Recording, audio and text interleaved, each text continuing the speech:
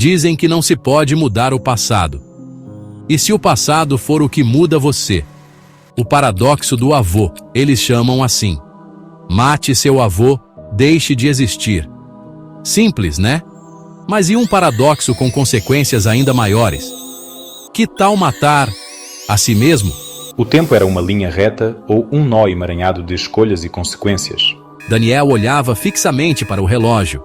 Seus ponteiros congelados num grito perpétuo às 13h17 da manhã. O silêncio era ensurdecedor.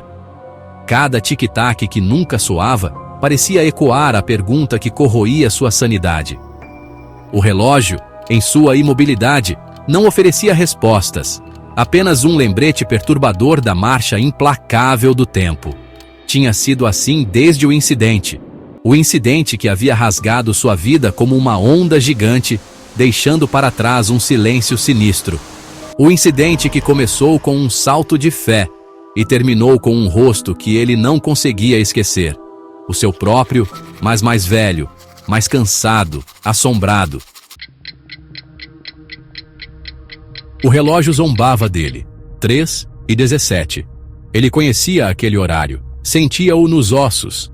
Era o ponto de apoio sobre o qual sua vida se equilibrava. Há quanto tempo ele estava trabalhando? Dias? Semanas?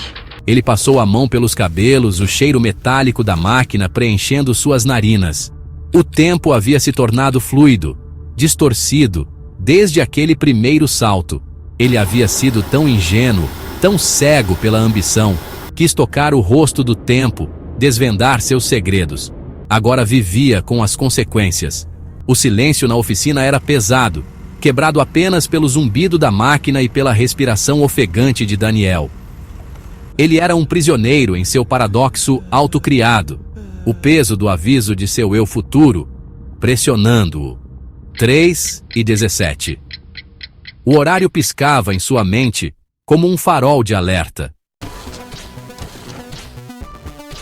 Tudo começou de forma simples.